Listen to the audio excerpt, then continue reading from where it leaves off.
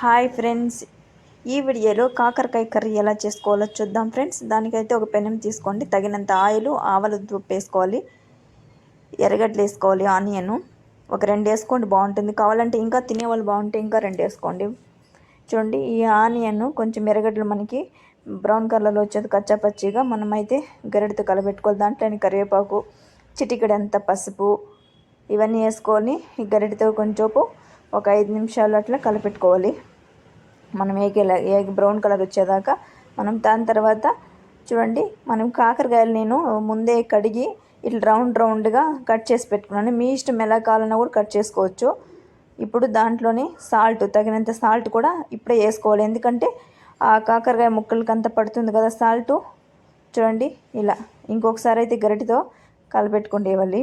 దాంట్లోనే కొంచెం తెల్లగడ్డలు మనం ఒలవకూడదు, తెల్లగడ్డలని అట్లే దంచి కొట్టుకుంటేనే ఈ కర్రీకి టేస్టీ బాగుంటుంది. వేడి అన్నానికి వేసుకొని కొంచెం ఆయిల్ అయితే కొంచెం జాస్తిగా వేసుకోండి, ఎందుకంటే ఇది ఓన్లీ అన్నానికి.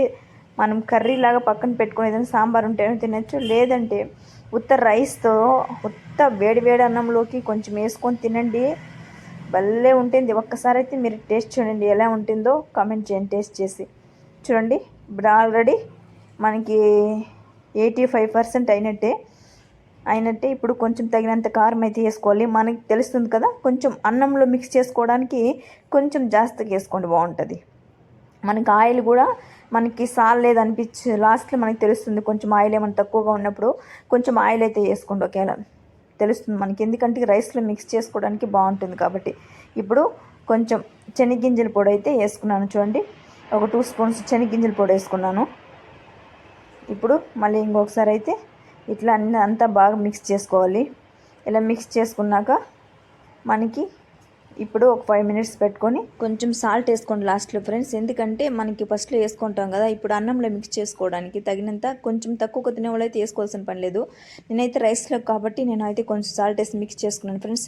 ఇప్పుడైతే మనకి కాకరకాయ కర్రీ అయితే రెడీ అయిపోయింది ఫ్రెండ్స్. మరిన్ని వీడియోల కోసం మా ఛానల్ని సబ్స్క్రైబ్ చేసుకోండి, లైక్ చేయండి ఫ్రెండ్స్.